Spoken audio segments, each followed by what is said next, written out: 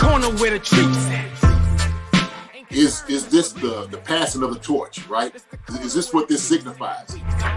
It comes down to that front office and what they feel is most important. The champ is here. We've touched down from a higher plane. Why you made it here? We always look forward to that week because it was always intense. You know that we ain't coming back. We about to. The man, the myth, the legend, Dante Hall. My favorite player growing up was Dante Hall. I love you guys in the show, but Dante was my guy. Get to dashing because you done on the warfare.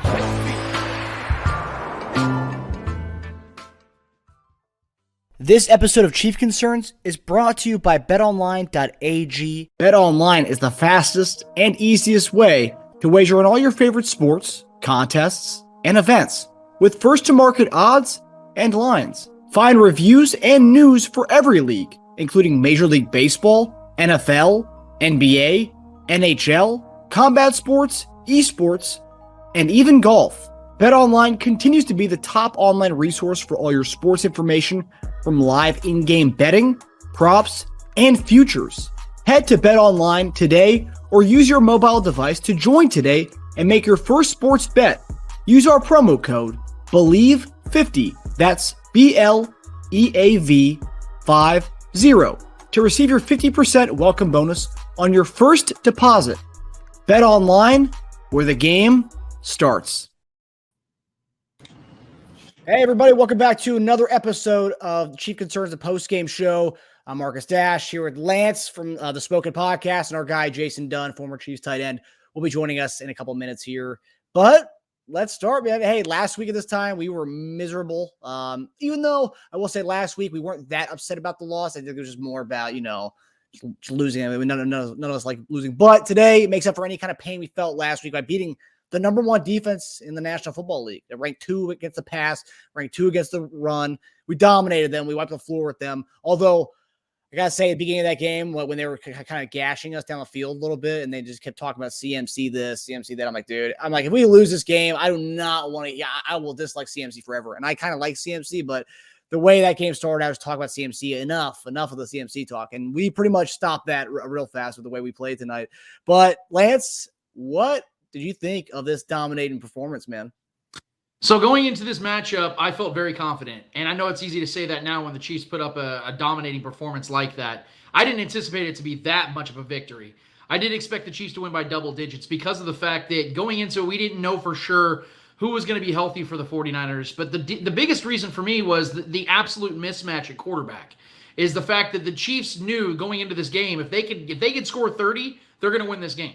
And I think that Patrick Mahomes knew that. I think the frustrating loss at home against the Bills when the Chiefs had that game won multiple times, losing that game at home to a team that they know they're going to have to compete with deeper into the season on the AFC side of things, they're going to take care of business. And then Patrick Mahomes, Andy Reid, and the Chiefs continue to dominate NFC opponents. I believe they're 16-2 in the Patrick Mahomes era now against NFC opponents. And they're average, I think, north of 36 points per game in those matchups. He just absolutely dominates not only NFC opponents, but now the 49ers. Because in the Patrick Mahomes era, the 49ers and Chiefs have played 3 different times. 2 in the regular season, 1 obviously in the Super Bowl. And the Chiefs have won by at least 11 points in all 3 games. They have absolutely dominated Kyle Shanahan and this 49ers team. And here's the best part, is unlike my expectations going into this game, the 49ers have no excuse because they got healthy right at the right time. And to your point, added Christian McCaffrey, who looked like he was going to do something early in that game. And as I expected, ended up becoming a non-factor overall when he didn't do much in the second half at all. And that's to be expected because he's new to this team. But the point remains, man, the Chiefs made a statement just like they did a few weeks ago in Tampa Bay against the number 1 defense at that time when they dropped 41 points in their house. They go in there against the number 1 defense that's healthy this time in San Francisco and dropped 44. It was an absolute statement victory, nothing short of incredible, and you know it's going to make us all feel good for the next 13-plus days as the Chiefs get a much-deserved bye week after that rough sled of those first 7 games of the schedule, man. Yeah, this is Lance from the Spoken Podcast talking here with us on Chief Concerns. I got to say, the fact that last week and we on our Chief Concern show and partly after the game, we were kind of talking about a lot of the things that people were saying about the kind of the inner fighting amongst Chiefs Kingdom, the classic, everyone says one thing about somebody, the Nick Bolton regression BS, and people arguing about that. But I have to say, people this whole season have been talking about how good the San Francisco defense is, and all the numbers. If you look at all the measurables, going into I think week 4, they're being compared to the 1985 Bears. That's kind of numbers this defense was putting up. And then I see on Twitter after the game's over, San Francisco 49ers fans just killing each other about their team. Like our success is predicated on just being able to stop people. Forget about our offense. Their success is predicated on being able to stop people. And what we did today against them was like, I mean, that's a collapse waiting to happen over there. I gotta say, one of the big things going into today was Pacheco. Talking about being the starting running back, or I think that was more just kind of just to get at CEH, because I think CEH ended up having more carries than him actually during game time. And I think that kind of lit a fire under CEH's butt, and he looked phenomenal today. What did you think about that? I know you're a huge Pacheco guy. I'm still on the fence of Pacheco, but as we're seeing at a comment right here, my brother actually commenting, Pacheco, kick returner. He looked freaking badass. He's been getting a lot of shit from us as far as his kick returning duties, and he dominated today. What do you got to say about your guy, Pacheco? Coming into training camp, I said that this guy has running back 2 potential, and I think by week 11, he was going to be the starting running back for this team. Well, it happened a lot sooner. In fact, it happened a month earlier than I expected. And the biggest reason why is because this guy has those intangibles, and the Chiefs said it themselves even recently in a recent press release where they talked about how they see him the same way they saw Kareem Hunt. And whenever there's a time the Chiefs compare you to Kareem Hunt in a positive light, they got plans for you, man. And I'm telling you right now that Pacheco shows it, because what he does is he runs without fear, and that's what you want out of a young running back, let alone any running back at all, but especially out of a young running back where it doesn't look like the moment's too big. I know we've talked about this on your guys' show before, where it doesn't look like Pacheco is a deer caught in the headlights, where he doesn't know what to do the moment things don't look easy or there isn't this gaping hole in front of him. He creates things with his aggressiveness. And even in special teams, I was seeing the unfortunate events on Twitter before the game, long before the game this morning, where people were trying to say that Pacheco's not even a fast guy, doesn't even have speed. Well, he did everything to prove that today, man, both in special teams and in the offense, making big plays on both sides. I mean, that first kickoff in the second half, man, I mean, he put the Chiefs on, I believe, on the 33-yard line. I mean, he made things easy for the Chiefs today, and he earned himself. If he continues to start for the rest of the season, man, I think that's the right thing to do at this time, because even Eric Bieniemy said about a week and a half ago that they're going to continue to ride the hot hand. And I think that Pacheco is becoming that guy slowly but surely. I will say, to your point, though, about Clyde, the fact that Clyde saw that, and he's the kind of guy that I think uses those things in the positive, where he doesn't get down about that. He doesn't let that get in his head. He lets that ignite him. And now he just scored his 6th touchdown of the season today. And so I think that Clyde and Pacheco bouncing off each other, not to mention the fact that maybe the play of the game, McKinnon on a 3rd and 20, if I'm not mistaken, has a humongous dump-off ball, that Al Saunders special, where it baits the pass rushers in, he just throws it over the top, and he goes and gets himself 25 yards. That is the play that I absolutely love, and I've been begging the Chiefs to run on more often, because it works almost every single time, and McKinnon is always the guy. I call him Clutch McKinnon because of plays like that. He continues to extend drives on long, long plays, and all 3 running backs, man, absolutely played their roles today, and I couldn't be more happy about it. I don't expect these guys to play great every single week, because we know more times than not, these guys are a little bit more on the underwhelming side. But in big games like this, you see them come alive, and Andy Reid and Eric Bieniemy set them up for success today, and Patrick Mahomes put them in position to succeed, and I couldn't be more happy about the results that we saw today from the offense. Yeah, I will say it is interesting, though, that he was named the starting running back, and we didn't really see him pretty much most of that game. And he got most of those carries. I think he only beat CH by 2 carries. And that was at the end when Henny was in there and he's getting carries. So, really, even though he was named the starter, CH had more carries and touches than him throughout the game. Obviously, he got he got more carries over in the with the backups at the end of the game. But he looked. I just like the whole committee aspect. They all have their role. And whether you're the starting guy, that doesn't mean you're going to be getting more touches, as we saw today. I do got to say, with the slow, I get what people were saying. I obviously his numbers show in his 40-yard dash, the combine, the fastest running back in the draft. Pacheco, straight line guy. He doesn't have a lot of wiggle, which, as far as return wise, you usually have some kind of guy who, is a little shifty type. But today he was being decisive. He was planting and going. He was being decisive and finding that hole in getting us past the 25 almost every time. Great. It was awesome, especially the criticism that we don't really give a lot of criticism on the show. And that was the one that we did point out with the kick return stuff. And that was taken care of, and it looked really nice this week. We do got to talk about this a little bit, of the special teams aspect.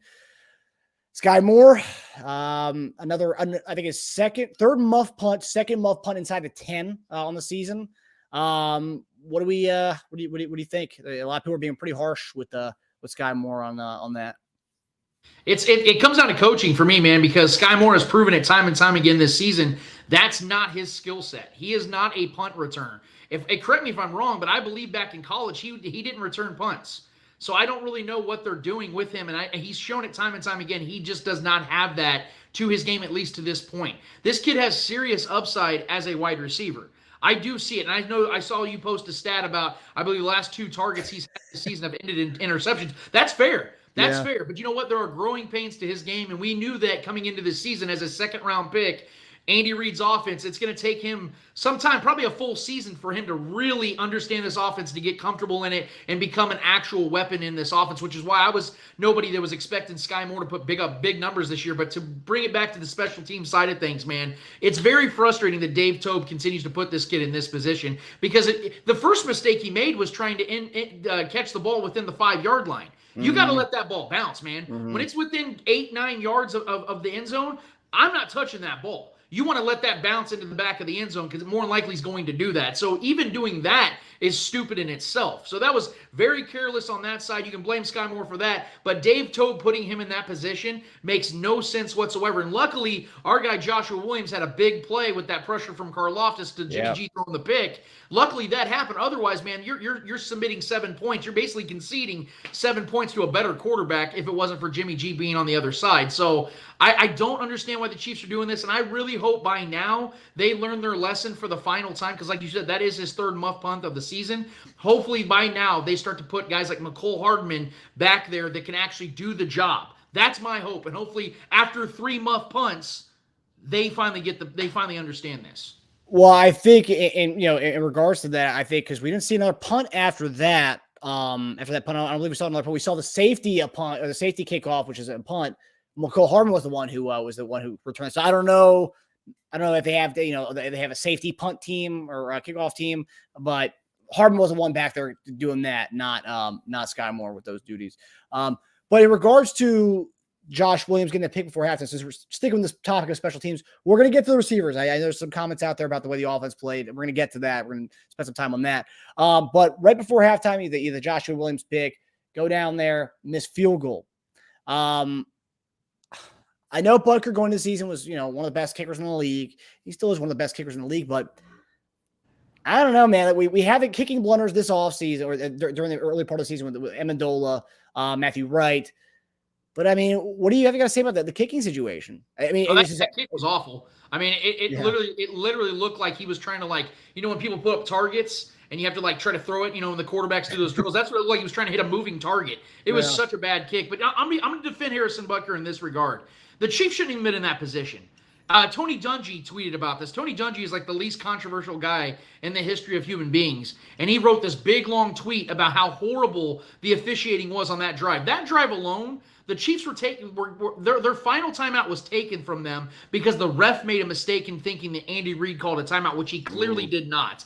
And then JuJu Smith-Schuster back of the end zone gets a touchdown. Should be 7 points from the Chiefs. They call an horrendous penalty. I believe it was on McKinnon, if I'm not mistaken, on the Bosa block that happened 3 times previous. So that should have never even happened. Harrison Butker should have never been in that position. But to your point, yes, I am a little concerned. I'm not as concerned as if Harrison Butker was out for an extended period of time. If let's say he was out for the season and we had Matt Wright or one of these other guys out here that was trying to kick field goals for the Chiefs, because we both know, man, that it came down to getting to the AFC Championship. Harrison Butker had to kick a 49-yard field goal when Patrick Mahomes drove them down the field. I don't know how many kickers would have made that field goal in that type of situation. Harrison Butker's his nails far more than he's not. If I'm not mistaken, he converts over 90% of his career kicks, which is one of the greatest in NFL history. I believe right behind Justin Tucker, who's the greatest kicker I've ever seen. So I'm going to give him a break on this one. It was a terrible kick. But more times than not, Butker's going to cash those in, and I'm going to put my faith in him. If it was Matt Wright, I'd be terrified. If we didn't have Butker anymore, if he got hurt, I'd be terrified. But knowing it's him, I'm going to put my faith in Butker that he's going to nail those more times than he doesn't.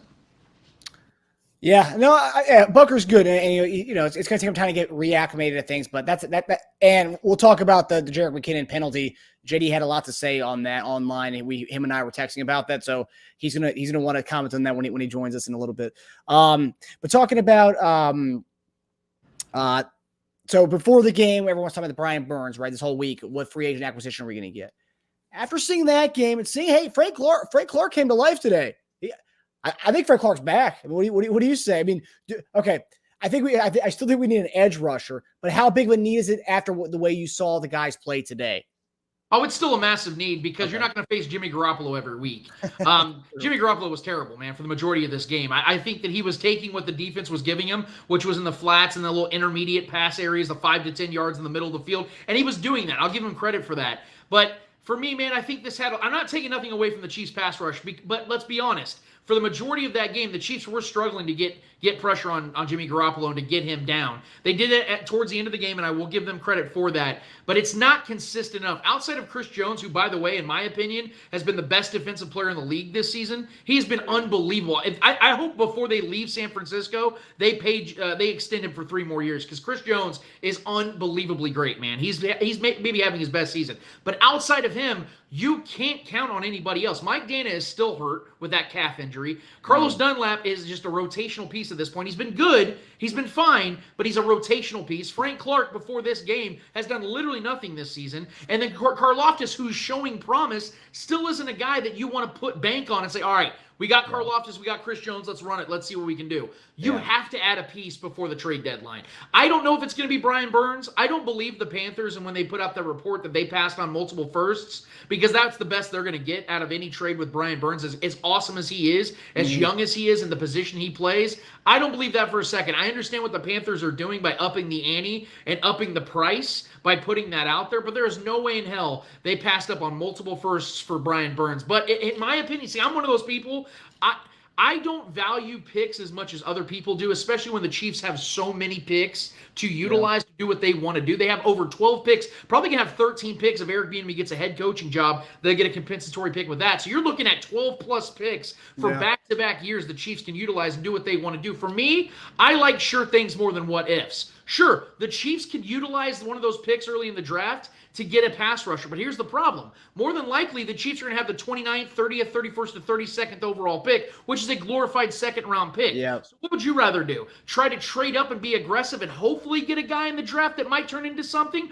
Or go and get a 25-year-old Brian Burns, pay him some money, and you know this guy who's averaging 9 sacks a season over his last 3 years can be that next guy for you. Or go get Jaguars Josh Allen. Go and get somebody like that you know what they are. They're a proven commodity. For me, no franchise is the same, and franchises are going in different directions. The Chiefs continue to ascend. Other teams continue to descend. The Panthers need all the picks they can get. So if the Chiefs are serious about Brian Burns and they're asking for multiple early-round picks, for me, it's worth it for the Chiefs because they're a win-now team. Yes, the Mahomes window is wide open, but when you have an opportunity to win Super Bowls right now, picks should not matter. I know Clark Hunt wants a pick because the Chiefs are hosting the draft next year, but what matters more, holding your second Lombardi in 4 years or hosting a draft and having the 31st overall pick?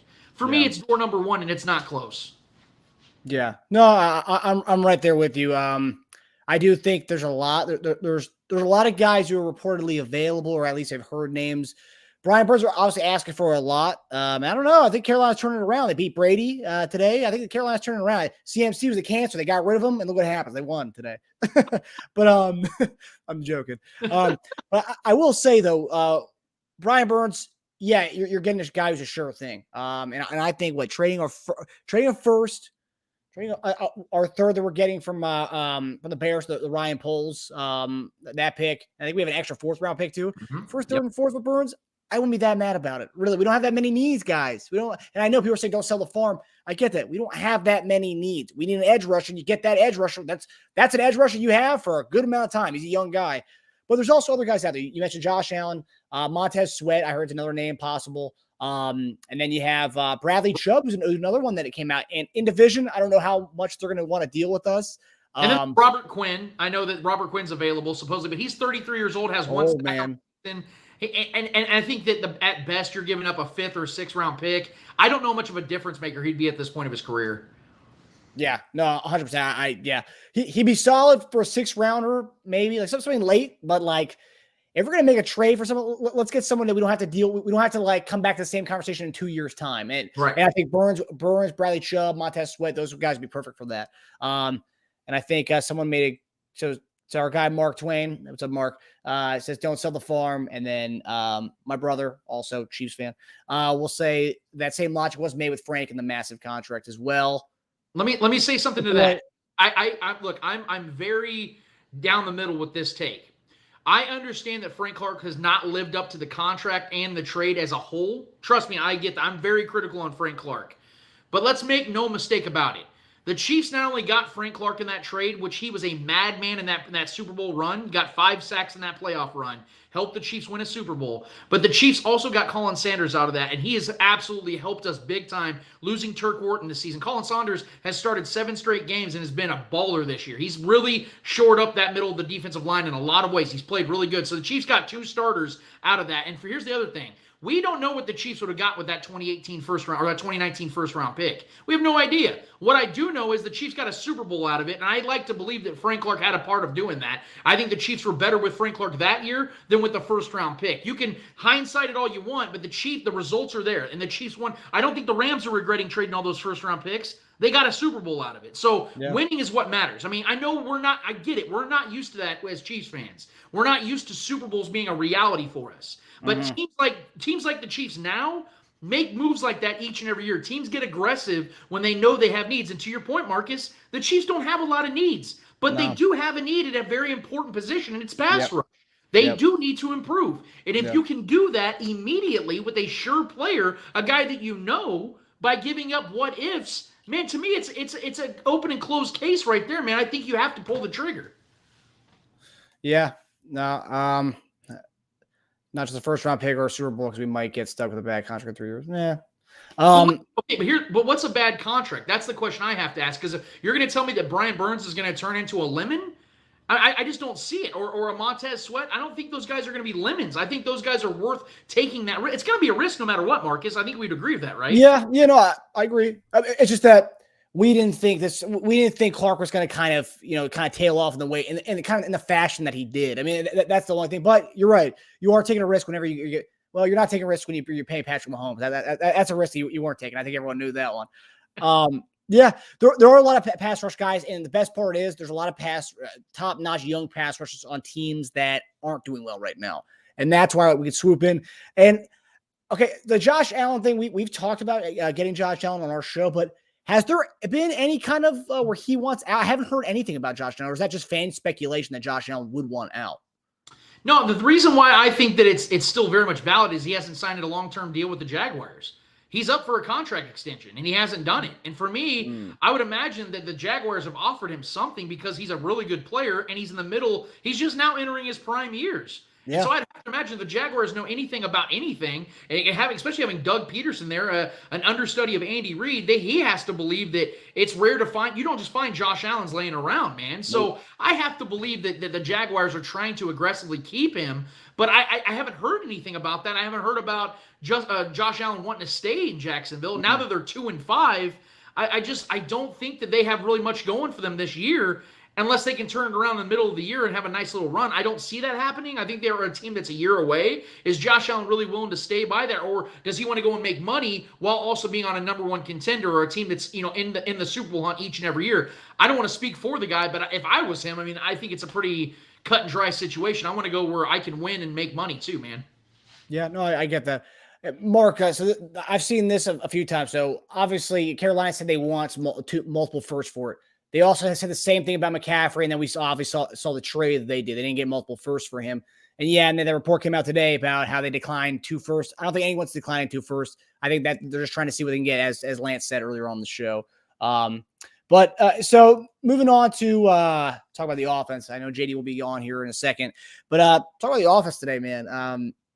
JuJu had told us, it was like 2 weeks ago, that he and Patrick were starting to get in the groove. You're going to see it eventually. It's going to come. It's going to come. Be patient.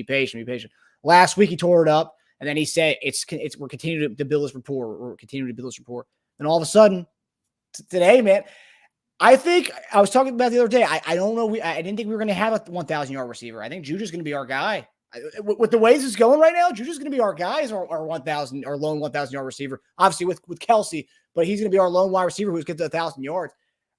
Dude, I love it, man. And I hope JuJu signs a long-term deal with us in the offseason. I know he's got a 1-year contract with us. Please sign a long-term deal here, man. Be our possession guy or move the chains guy with Kelce for the rest of your days, man. Let's just make it happen right now. If I'm the Chiefs, I'm offering him a 4-year, $70 million right now. I want JuJu here for the next 4 years because the guy just turned 26, and you're starting to see what Andy Reid wanted 2 years ago when he was recruiting JuJu Smith-Schuster. This is what he is in this offense, man. Back-to-back 100-yard games, back-to-back 1-touchdown games. Should have had 2 today, but I don't want to get into that again. I know JD's mistakes on that horrific officiating, but yes, he's fine. He's on pace. If I'm not mistaken, he's on pace for over 1,100 yards this year.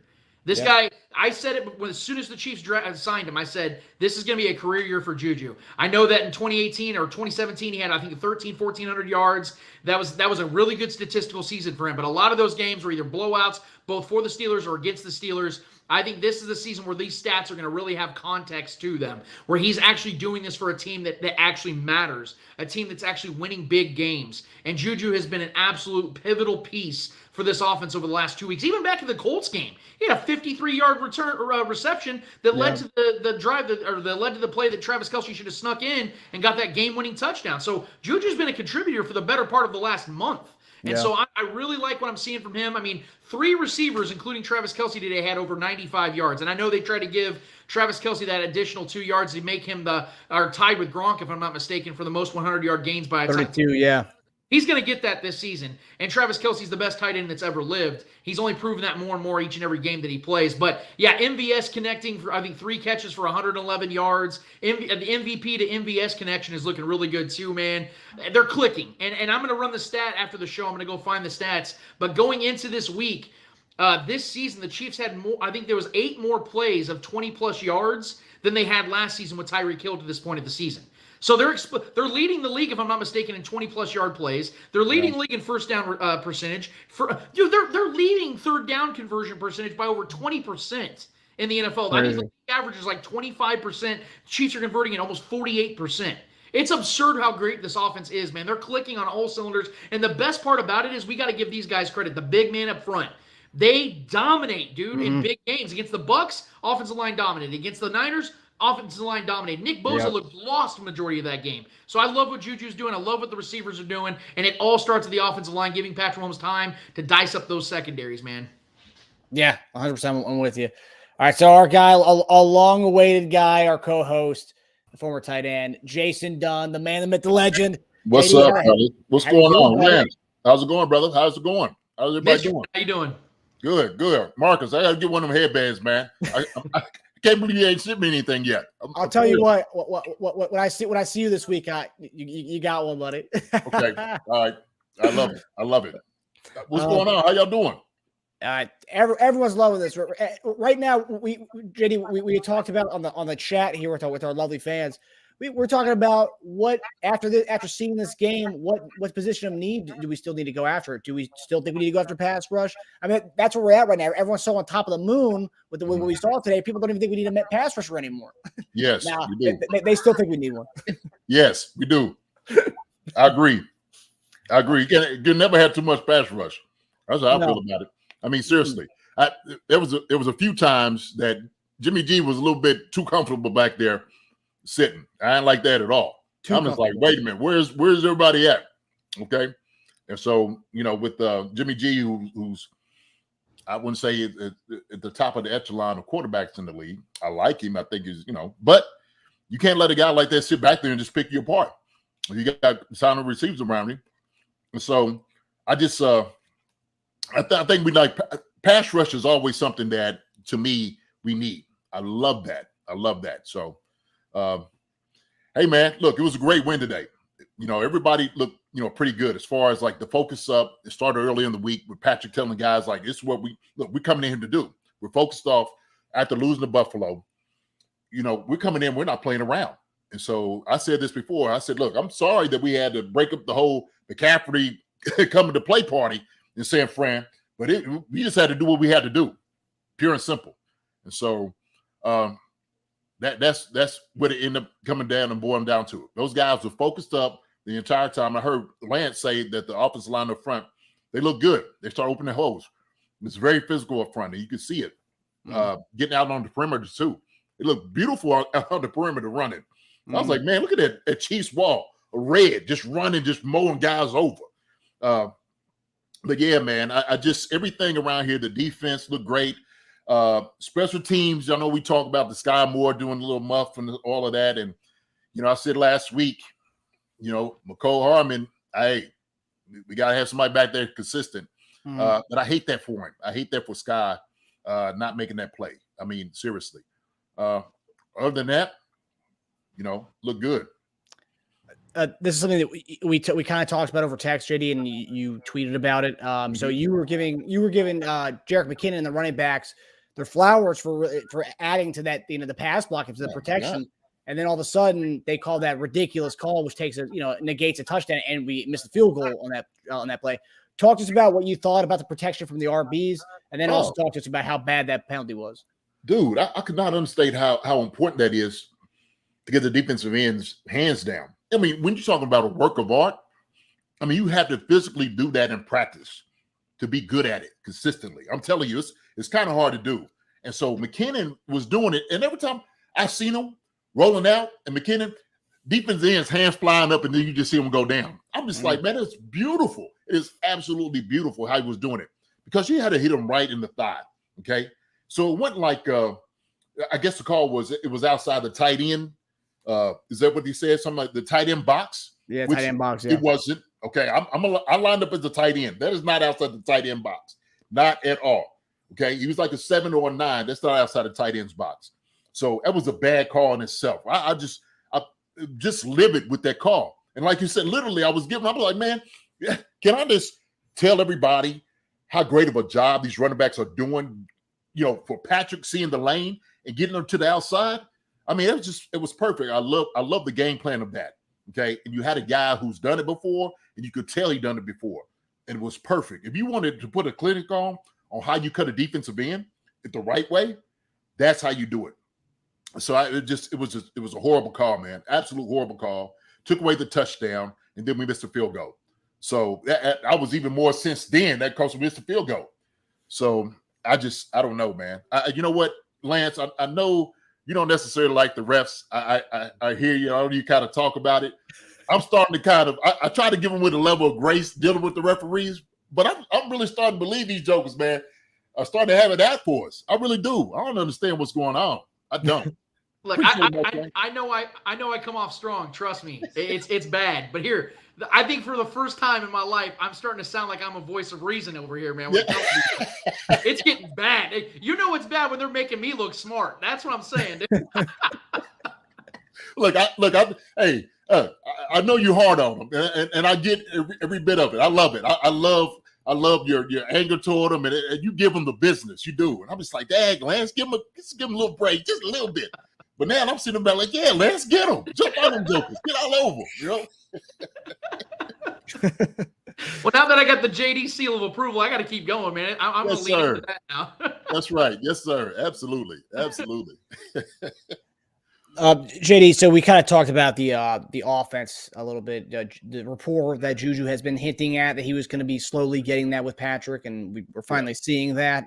We're also seeing a 9-ball connection with MVS today that everyone was waiting for. When we're going to see a kind of a vertical shot. We finally connected on one. We were this close in that Colts game between those two, and we ended up getting one today. So, are we starting to see the Are we starting to see the kind of connection and stuff and the kind of rapport that was built in Texas this offseason to now? Are we starting to see that in week 7 going into the bye?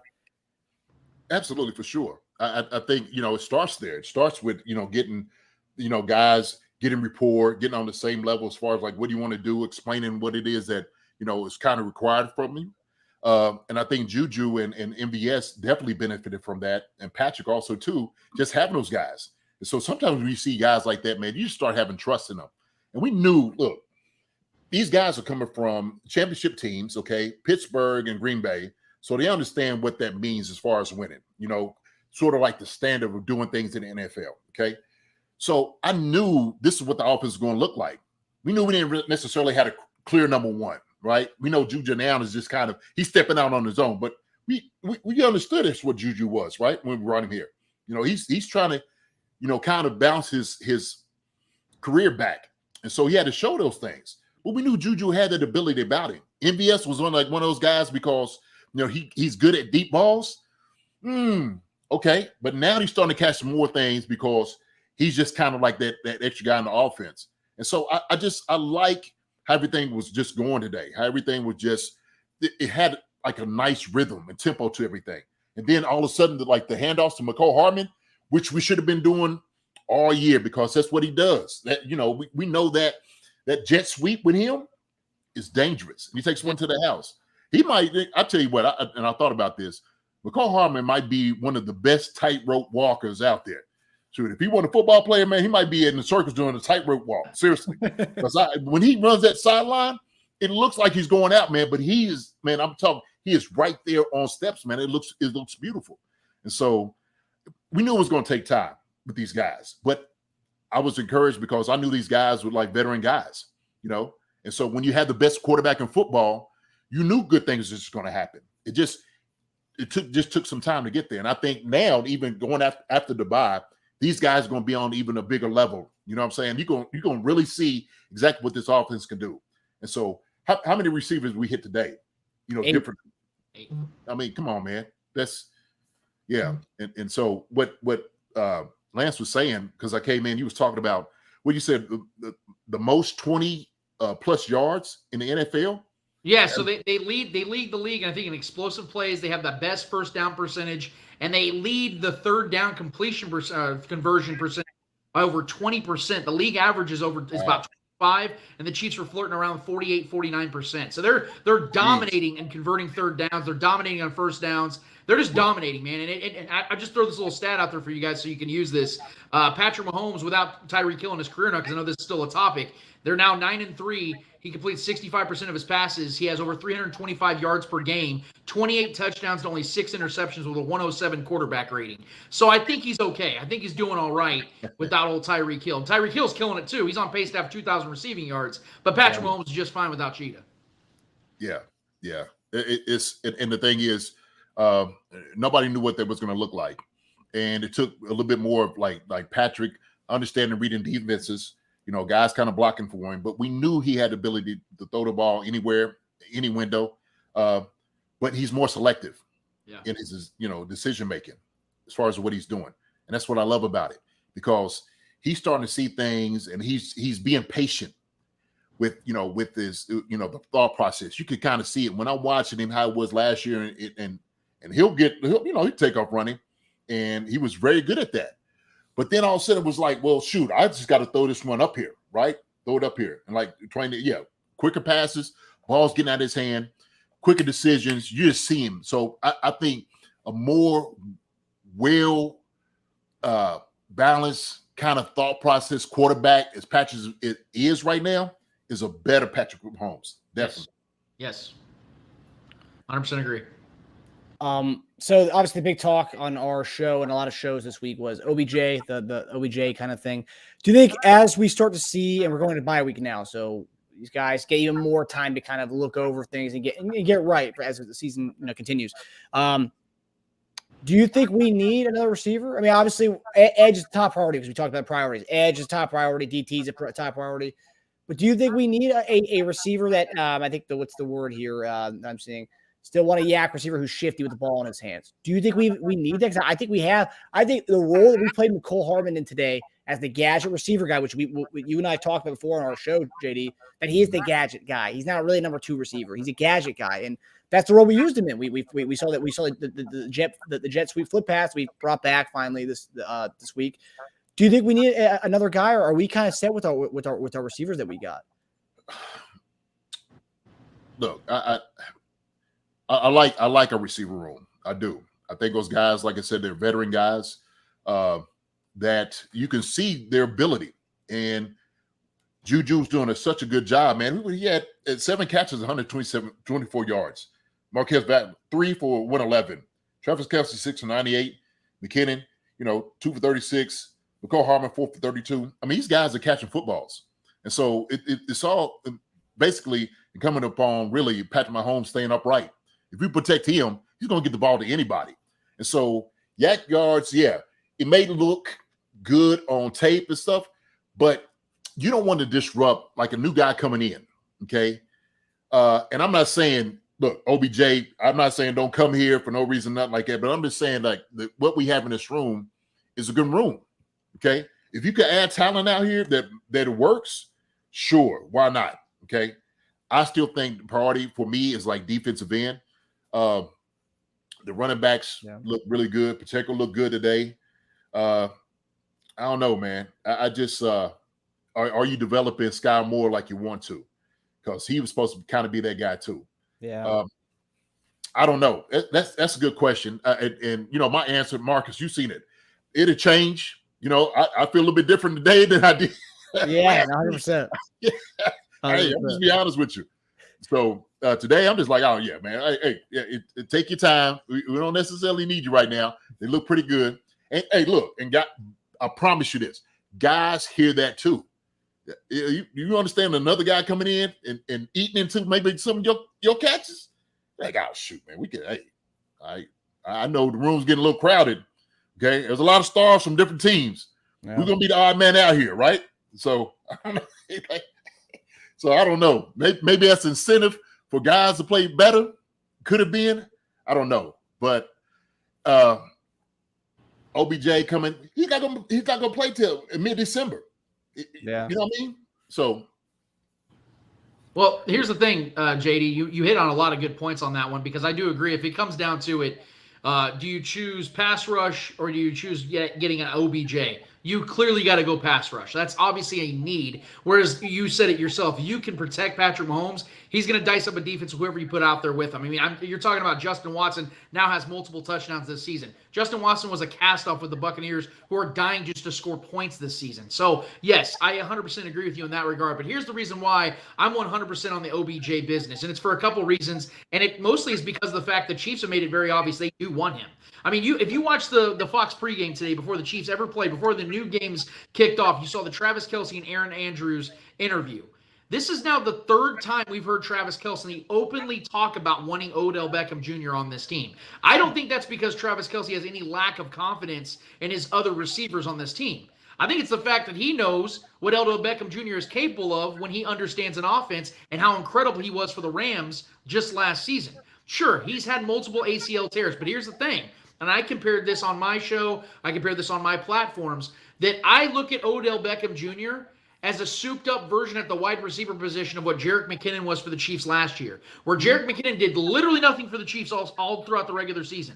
Then he was given an opportunity in late December and January, and he flourished and was an MVP for this team, absolutely crushed it in the postseason for the Chiefs.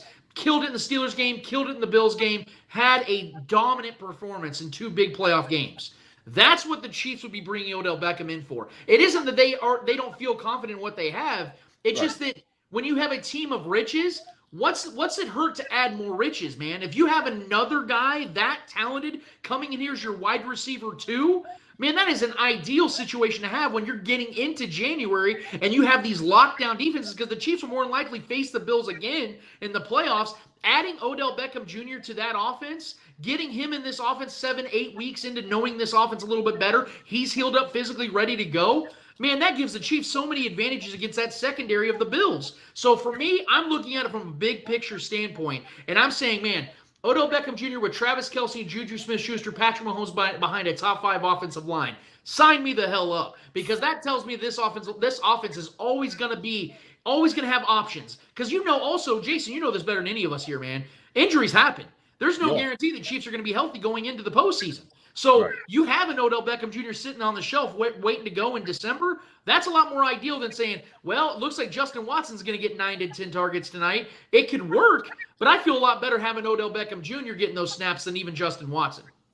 Now, listen, I agree with you. I do.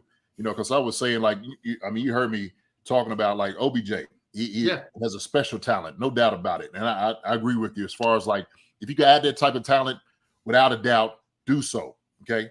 And I think maybe, and I'll just play devil's advocate here. if the team is gelling like they are right now and become the offense like we expect them to be, do you want to bring a guy in, okay, that may compromise the integrity as far as like what are you doing with him, right? Like let's say you bring OBJ in, and so all of a sudden Patrick start looking for him a little bit more, okay, trying to get him involved into the offense. And so what ends up happening is maybe, okay, maybe you're doing it too much. And I'm just giving you, just a opposing view on it. Sure. But I do agree with you. I do see your point because I would love to have OBJ here. I would, no doubt about it. I feel like you said, MVS, JuJu, OBJ, McCole Hardman, Sky Moore, right? You got Travis Kelce. And so, but what I do know is this: we only got one football. We only got one football to go around. Okay. He's going to add an element that is going to be ready. And look, we know he's coming off injury. How strong is he going to be? Okay. We got to take a chance on that. Right. It's almost like everybody was talking about, McCaffrey going out there to San Fran. Oh, you gave the house up, to sign this guy who's only played 10 games in 2 years. Right. But you got to, weigh the risk and the reward on these things, Yeah. But hey, OBJ had at it. Come on, man. Hey, bring your talents here. We would love to have you. And it's just going to make us better. No doubt about it. I don't think there's any negative to bringing him in. Not at all. I don't. Like I said, as long as 15 is standing up, he's upright. That's where that's where it's going. That's what it's all boiled down to. Okay. And so that makes sense. And I'll go ahead and kind of touch on the point you said as far as like pass rush. It's the same thing. If you could get more hits on the quarterback, more pressures on the quarterback, a couple more sacks on the quarterback, okay, gives you more opportunities to intercept the ball. Yep. More strip sacks. I mean, you got a lot of different things that can happen just with that. And so, especially when if you got Josh Allen, if you could get a couple more hits on him, a couple more sacks, a couple more pressures, that's going to change things, right? So we said this, and I'm still on this board with this thing of saying, to me, pass rush and defensive end is probably the priority to me. It's just me personally. And to your point, and the reason why I agree with you 100% is what was the big difference? What was the deciding factor in that Chiefs-Bills game? Von Miller. Von Miller was the best player on the field that game. Josh Allen was really awesome. Josh Allen was great. Right. But Von Miller was the reason why the Bills won that game. Let's make that very clear. Right. So you're 100% right. You get the Chiefs, another guy that can't maybe not be Von Miller because he's one of the greatest pass rushers of all time. But if you can get a guy that can make impact and make a difference, and like you said, add a few more hits to Josh Allen, that's the difference in the Chiefs advancing in the playoffs or going home from the playoffs. So I 100% agree with you. It comes down to spending money and trading for a guy that can make immediate impact in the edge, as opposed to getting OBJ. Yeah, I'll live with not getting OBJ if it means we get that guy. Right. Absolutely.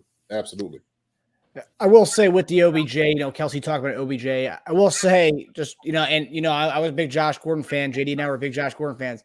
When we brought Josh Gordon, then Kelce was one of the ones hyping up Josh Gordon, what he saw out there. And I mean, we didn't really saw it, right? So I will say that Kelce is a big fan of those guys, the old guard, those OBJ, the Josh Gordon types, which I'm sure Josh Gordon looked like a badass in practice and stuff. But I think a lot of it has to do with, man, they boys, right? I mean, Kelce's probably hanging around through dudes, man. They're like, yeah, it's my partner. Man, come on. Yeah, absolutely, I want him here, right? And he knows what they can do. He knows his skill set. And so Travis is like, he wants a baller here. He wants a baller. He wants as many ballers as he can get here. No doubt about it. And he's cool with? Yeah, absolutely. So talking about the edge rush aspect and just having another guy on the defensive line, as much as there was good today, there were some negatives today. The run defense was kind of rough today. I think I read online, someone even commented here, collectively since the Raiders game, Raiders, Bills, and then today, average yards per carry against us is about 6.2 yards per carry going from those last 3 weeks. That's not good. I mean, yeah, we played well today and our offense dominated, and we forced some turnovers. What are you seeing from the kind of defensive line that we're getting gashed so hard? We brought Willie Gay back. He got some playing time today. What's the deal with our not being able to stop the run? You want to take it, Lance? Oh, absolutely. I'm ready. So I have a cool stat I'm going to bring up in a second, but I'm going to say this.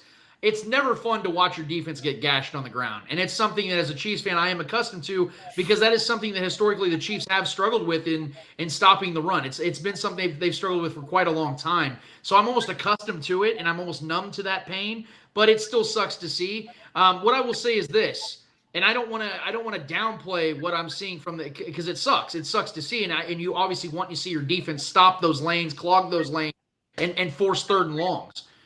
But here's the thing about these last 3 weeks. The Chiefs are not only 2-1, but they're only giving up about 24 points per game. So I look at, because I think, Jason, you and I, we talked about this a week ago when we talked about how, we'll give up ground game as long as the Chiefs are tightening up in the red zone. And that's exactly what they've been doing. Josh Allen struggled in the red zone last week, and Jimmy Garoppolo couldn't do much in the red zone again this week because they tightened up, and Spags, to his credit, was dialing up perfect blitzes, getting those pressures, making those things happen, and they're keeping the scoring totals low. And here's the stat I wanted to give you guys that actually just dropped right before we jumped on the show today. So when Patrick Mahomes has been the starting quarterback with the Chiefs since 2018, in games he's played, the Chiefs are 35-15 when they allow 100 yards or more off the ground for their opposing offense. So they're winning over 72% of the time, even when they're giving up an exorbitant amount of running offense for the other team. So what I'm saying is, as much as it sucks to see and as much as it gets annoying to watch, it hasn't really mattered. So if we really look at it in the grand scheme of things, if the Chiefs are keeping the score low, they can run the ball all damn day for all I care. They can get 150, 200 yards on the ground all day. If the Chiefs ain't giving up 30 points, the Chiefs are going to win 70+% of the time. So go ahead. Keep running the damn ball. But Patrick Mahomes is going to outscore you every time if you can't get scores in the red zone. Yeah, and it kind of goes into like the whole total possession, time, right? You can look at it because Patrick can go and score at any time. It didn't take him that long to go down and score it. And I think it's a great point in saying that. And so I'll say it's what I evaluated, what I've seen out there was we were on the D line, we were getting hammered. We were absolutely, when I watched them get washed, I mean, I'm talking about washed. And I was just like, wow. And so when people say, oh, yeah, Bolton's regressing and stuff like that, no, we need better play up front. Just be honest with you. They was getting to the second level and you could see it. And so, Trent Williams was smashing folks. The right guard, I mean, it was pulling like it was nasty the first half. But like Lance said, is this winning the game for teams, right? Is this the one that's the determining factor? I don't think so. So you bend or don't break, right? You give up a little bit here, but also too, at some point you have to pass the ball. All right. You could take all the time you want to try to go down and score. We get the ball back, we're gonna score in a minute. Shoot, how many seconds? 13 seconds, right? Let's keep holding on to 13 seconds because they have that ability because of PM15. But I think, reality, it's got to be better play up line, on the line, defensive tackle. It has to be. Chris can't be the only one. When I sit there and I watch a defensive tackle play one-on-one against a guard, you got to win. Bottom line, you got to win. If you're not winning, you got to take two. And I'm not seeing that. If it ain't Chris getting double teamed, the other guys, they got to do a much better job. And I'm not saying that they're not spotty, but it just looks bad when they're not winning their battles, and it looks really bad. Okay. And I think Saunders, to me, got a lot better than he was last year, but it still needs to be a more dynamic person there. I don't know what it is. You got to be a difference maker. I don't care. You don't have to go in like Chris. You don't have to break the double team, but you need to hold up against these guys. Because if you don't, that's where you're going to see like the whole like slice and dice of a running back. And you've seen a little bit of that today. But I was watching and I was, because you, Marcus, you was talking about that last week. And I wanted to watch this week. And I watched them and they were just getting blown off the ball. Like it was just, I don't know. And maybe it's just a technique, man. But it seems like to me, it's just my evaluation, that Saunders is sitting back off the ball further than what Chris is. Chris crowds the ball, but Saunders doesn't. So I don't know if that's just in the scheme of things, how they're trying to do it. I'm not sure. But that in itself, we talk about this is a game of inches. Like crowding the football and getting penetration is so important for the other D tackle. Now, look, we got some other big guys out here, right? That could come out here, maybe plug some holes, to stop the run. But it's the same thing. Like I was talking about compromise and everything else. Is it going to compromise the pass rush? You know what I mean? Is it, what's going to do to us? How are we going to look different? If you want to stuff the hole, get a big guy up here who is a run stopper that can do it. Yeah. And we so I know a name we've brought up on our show a lot, and a lot of fans always bring up is Sue. And I think I think even more of talk about OBJ, it's great and all, but I think if we're going to let's get an edge guy and then maybe get a DT. But there was a guy that we did bring in over the offseason who is a run plugger, is Danny Shelton. Now, that's a guy I think that we could, after the bye, we can activate him to the starting, the 53 man, and hopefully get in when we're getting gashed up the middle like we are. And I think that's a plugger you're talking about, JD, a guy that we already have on the roster who is a run stopper. Yeah. Look, a guy like that, you got to get him in shape. I think it's, a lot of it is just kind of getting him in shape. And when he first got here, you could see he was gassed, right? And just kind of moving and rotating. But you got to get a guy like that in shape. Now, I'm going to ask you about Sue. Does Sue even want to play anymore? That's the question, right? We keep bringing his name up. And Sue's like, why do they keep bringing my name up? I'm home. I'm not coming back. I'm good where I'm at. Like, why do they keep bringing in? We're gonna get Dominic Sue up here to come play. I haven't talked to anybody. My phone's not ringing, and when it does, I'm hanging up on folks. So I don't know. Does Sue even want to play? That's a question. I don't know. And is he good at football anymore? I mean, let's think about it. And he's in his mid-30s now. He's had a couple injuries here and there. I mean, and like you said, maybe that desire to go out there and kick his own ass on the field is maybe it's not there anymore. Maybe he just, I'm sure JD at one point in your career, you're like, you know what? Like, I'm ready to exit stage left, man. I've done what I need to do. I think maybe Sue's at that same place. Like you said, we've heard nothing about him. So I think we're looking at more of the active players, guys that are actually in the league right now in rhythm that the Chiefs can add to the equation. He does a lot of community stuff too. I know he does a lot of things, as far as just changing people's lives and relationships out there. So I know he does a lot of good things business wise. I don't know if maybe that's the world he's transitioning to now, right? I don't know. Yeah. So, well, I believe he took a visit with the Raiders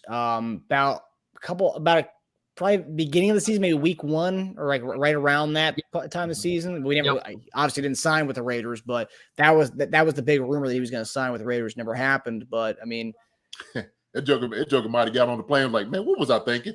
I came out here, man, I'm not coming back to this. Well, and your point about Danny Shelton, I like that because I was big on that guy when the Chiefs signed because the dude, I mean, he literally makes George Karlaftis looks like a cornerback next to him. George Karlaftis is a very big man.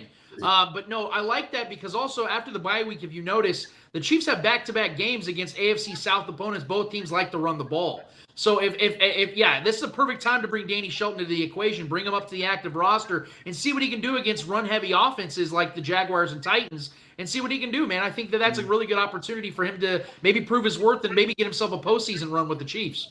Yeah, it'd be good. It'd be really good. So as we approach the end of the show here, so we're 5-2 going into the bye week, which I think some people, that gauntlet of a stretch that we had to start the season. I mean, that was as good as a test as any team's going to get as far as the matchups we've had to play in the first 7 weeks of the season. But going for the rest of the season, so we got coming off the bye, we got Tennessee, then we go to Jacksonville. We got 2 home games back to back. Actually, Tennessee comes out to KC, Jaguars come to KC. Then we go to LA, Chargers.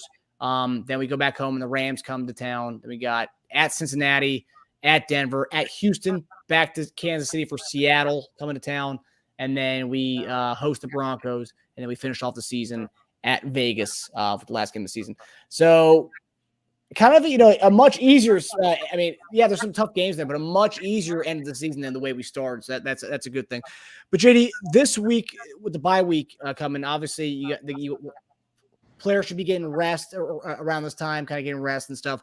But as far as moves being made, would this be the week you think moves are made? So players, whoever we do bring in, have this week to get acclimated, whether it is an OBJ type who gets at least an extra week to prepare and kind of learn, even though he's not going to play till December, or if it is a guy who's coming in and can actually learn before playing. Is this the week that you want us to see us make a move? It'd be ideal, because what you do is you come with the coaches. The tempo of everything is going to be real slow as far as how you deal with everything, right? You still meet the whole team, but it's more of like a real chill kind of week, right? You don't have a game. You don't have to get prepared. Your mindset is totally different. So yeah, I don't see anything wrong with it. Sometimes when you bring guys in like Christian McCaffrey, right? He goes over and all of a sudden he's playing and right, he's got to learn, the playbook and all those things.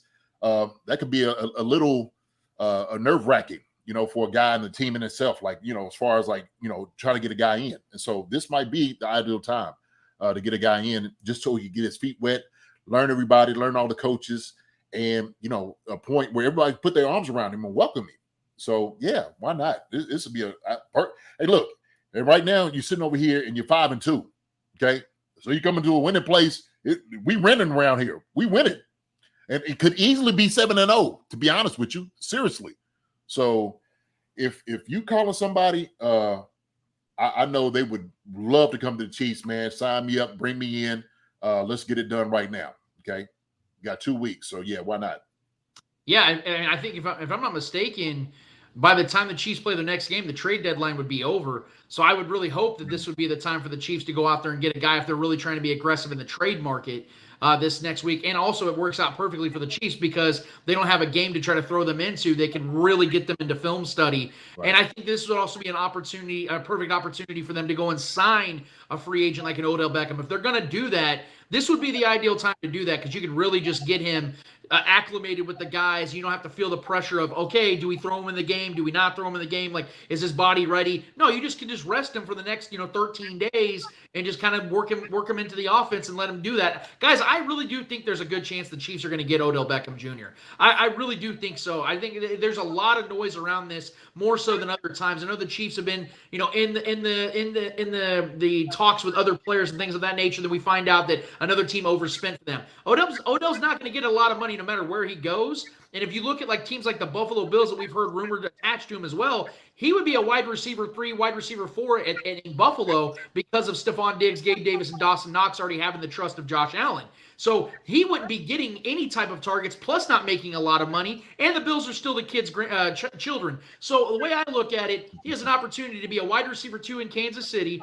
Wouldn't make a ton of money, but he's on a team that can win a championship, and he could be a legitimate contributor. So yes, to answer your question in the most long-winded way imaginable, I do think that if they're going to trade for somebody, it has to be within the next few days. And if they're going to sign Odell Beckham Jr., the best time to do it is within this next week. Man, can you imagine that signing? How much energy that would bring to Kansas City? Whew. Like how, I mean, people will just be out of their minds having a guy like that here. Seriously, they would, man. Yeah, I mean, for real. I'm like, okay, they ain't playing around. They're very serious about this. So, like I said, man, I love to have him here. No doubt about it. Love to have him here. So if you can sneak a defensive end in here and maybe Sue, I don't know. He'll come, in the cover of night. I don't know. Bring him in. But OBJ be good. Yeah, definitely. All right. Well, that does it for us. Thanks for tuning in to Chief Concerns, presented by BetOnline. We'll see you guys. So this week, JD and I are going to be taking a bye week with the bye week. So you won't hear from us till I think next Thursday. I don't know what date that is, but that'll be next time you hear from us. But stick with our YouTube channel. We're going to have videos shared throughout the week, of course. And Lance, what do you got? What do you got on tap for next Saturday? The ball keeps rolling with the Spoken podcast, man. Each and every Saturday at 11 o'clock a.m. Central Standard Time. You guys can join us on our live stream, but we also podcast and just have YouTube videos, just like our guys here at the Chief Concern podcast as well. But we got a lot to talk about, man. We got a great celebratory to discuss, and the Chiefs going to San Fran beatdown. And then obviously we're gonna do a little bit more of a reflection, seeing that the Chiefs obviously have a bye week this week. We're gonna talk about the first 7 games, how we saw the season going. By the way, I had the Chiefs 5-2 going into the bye week, so it looks really good for the Chiefs from my point of view, and they're actually looking better than I even anticipated. So I got a lot to talk about on this week, man. I'm really excited to do it, man, and hopefully I can get you guys back on the show soon too, man, because our fans absolutely love it when you guys are on with us, man. And I always appreciate when you guys let me be on here with you guys. It's always an honor, and I always have a blast. Well, come on, dude. We love being on with you, brother. Yeah. Appreciate you, man. Seriously, we do. Hey, Marcus, maybe we have to, I don't know, maybe give him just a little segment or something, a little taste. I don't know, maybe this week. I don't know. It might feel a little weird not coming on. Maybe had to get on for a quick second. I don't know. 10 minutes, 15. Well, right? a little small show Wednesday night, a little small show. Yeah, a small show. Right. I'm down. I had to go see Lance. Talk to Hey, Lance a little bit. come on, man. You know, I always want it when hey, I've had Marcus on the show and I always have a blast. JD, we got to get you back too, man. You guys are my guys. If I could have you guys every week, I would sign up for that. Trust me. That's what's up, my man, my brother. Yeah. And we love that we get to do this with you, man. We love the Spoken Chief Concerns collaboration, man. We love it. All right. Well, we'll see you guys. We'll see you guys in about a week and a half. In a week and a half, we'll see you guys. So that does it for us. We'll see you next time. Hi, everybody. Thanks for watching. Subscribe here to get the latest from the show. Also, be sure to check out the best clips from Chief Concerns. And if you prefer to listen to the show, subscribe and follow us on Apple Podcasts, Spotify, and anywhere else you get podcasts.